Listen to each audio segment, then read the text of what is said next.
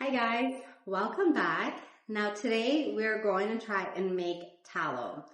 I have made tallow before, but that time I was just kind of experimenting to see if I was doing it correctly, and I ended up using the tallow to cook with. But this time with this beef suet, we're going to try and make tallow cream. So follow along with me and see how I do this. Everything is brand new when it comes to making a tallow cream for me. So this should be fun and exciting. And so, yeah, let's test this out. This is the beef suet that I got. It's already been grounded up for me, which is great. So I can just put this into the crock pot and it'll render down a lot quicker. Okay, so let's open this up and put the beef fat into the slow cooker.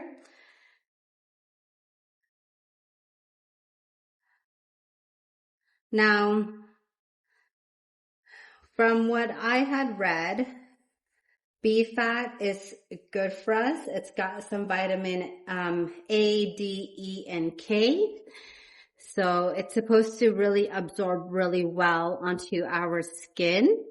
So I'm super excited to try this out and see how well my skin feels after I apply it. And I'm also going to have my daughter try this as well. She has eczema on her hands. And I had also read that a lot of people who have used tallow when they have their eczema, it really helps them with the dryness from their eczema. So I'm really hoping that this will help her. And if it does, I will be using this, or making this, I should say, and using it all the time. So I'm really hoping that I do this correctly and that I don't screw anything up. All right, so now we're going to add water into this and salt. So this is about 3 cups of water that I am putting into the crock pot.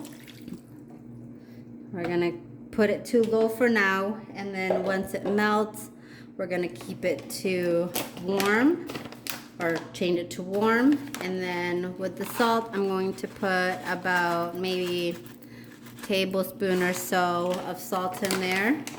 And now we'll just come back once everything is melted down and see how everything is going. All right, guys, so this has been rendering for about 3 hours.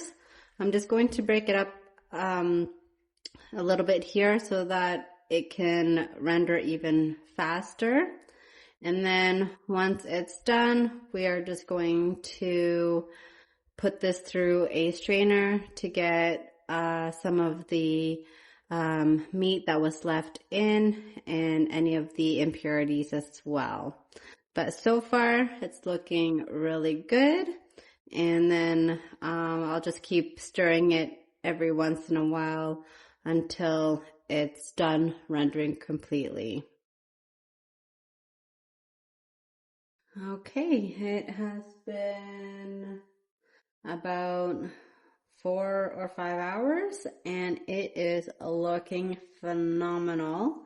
I'm going to strain this out now, and then I'm going to let it cool down a little bit and then put it in the fridge to solidify. So we'll just strain this out now, and all of this meat, I'm going to save it for my dog. And like I said, we're just going to let this cool and we're going to let it solidify, and then tomorrow morning I'm going to render it again to see if I can take out any more impurities, and then I'll see if it still has like a beefy smell to it. If it does, then I'll render it maybe a third or fourth time. So we'll just kind of see how each rendering goes and how smelly it is, because I don't want a lot of that beefy smell once I'm done rendering it and when I'm making the tallow cream, because I want it to be as pure as possible. So this is quite the process, but I am very certain that this is going to be worth it in the end. Look at how beautiful this looks right now. So once this cools down in the fridge, it's going to solidify and turn white. So we'll see what the impurities are like tomorrow morning. And then, like I said, we'll render it again. All right, so the tallow has solidified and we are going to take this out of the bowl and we're gonna take off all of the impurities, put it back into the crock pot and render it down again, and just to kind of make sure that we get a nice clean tallow. So let's see how much of the impurities that came out of this render. Okay, so let's take this out of the bowl now and let's see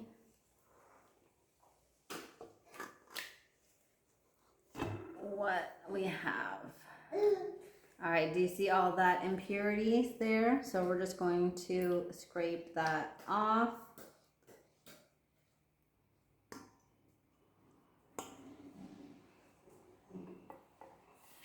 Okay, see, it all went to the bottom of the bowl. And now we're going to put this back into the crock pot to render it down again. Okay, so we're going to just break this down into smaller pieces and put it right into the crock pot so that it melts a little bit quicker.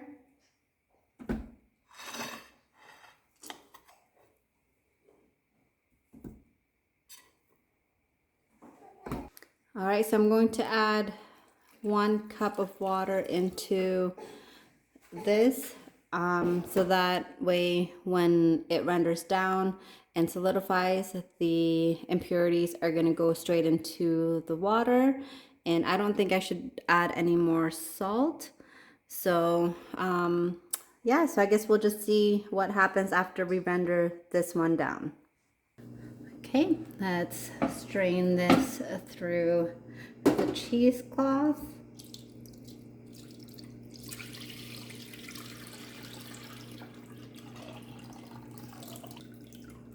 And then as you can see, there's some impurities on the cheesecloth already,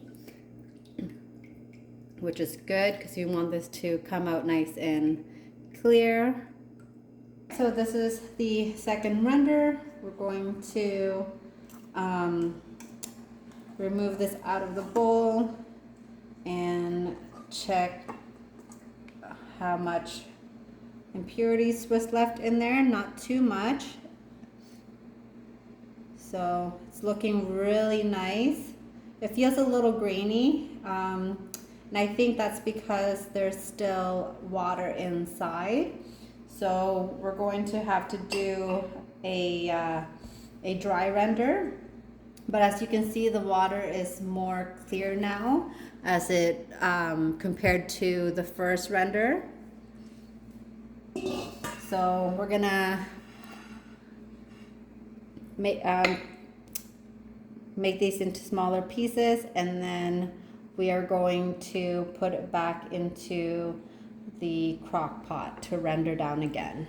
Okay, so I've got this on a warm setting. We're going to let this melt down and render, and we're going to try and evaporate pretty much all of the water out of the tallow now. This is the third render now. We're going to take this out, see how it looks, and I feel like there's not too many impurities, but I still feel like there might be some water in here still. So I'm gonna do one more rendering, or I guess as many render as it needs to evaporate all of the water, because I want to make sure that there's no water in the tallow so it can preserve a lot longer and it won't go bad on us. Guys, look how beautiful this turned out. Oh my god. It's so clear and it's so beautiful. Oh my god, I'm so proud of myself. I'm not gonna lie. All right, this has set beautifully now. Now we're going to take it out of the bowl and see how nice and clean it is. And if it's ready to go, then we will start making the cream.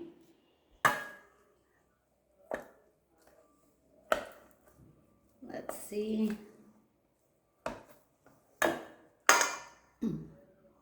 Now it feels hard right in the center. And I think that should mean that there's no more water inside of this. So we shall try and infuse this today. All right, so this is on the low temperature, and I have 4 vanilla pods that I'm going to be putting in here. And I'm also going to add about 2 cinnamon sticks.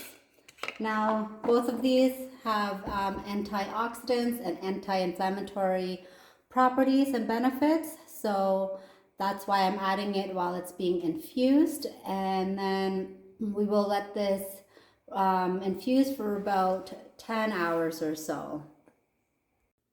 I had this cool down in room temperature so that it's easier for me to remove out of the crock pot and put it into my KitchenAid. And so now we're just going to whip this up.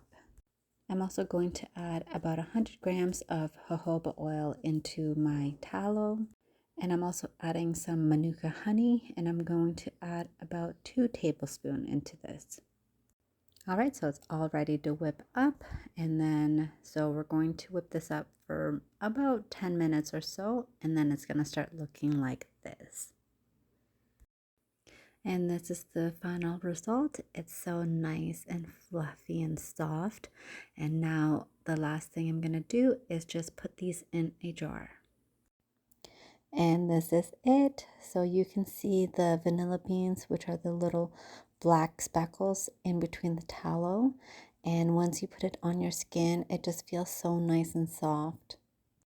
All right, so we're finally done our tallow cream. It only has a hint of vanilla in it.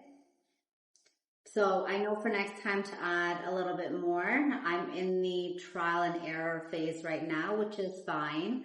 I'm still going to use the cream, and I'm going to give it to my daughter and some family and friends and see how they like it. But thank you for sticking along and watching till the end. I hope you enjoyed it. And don't forget to like and subscribe. And I hope to see you guys in the next video. Take care.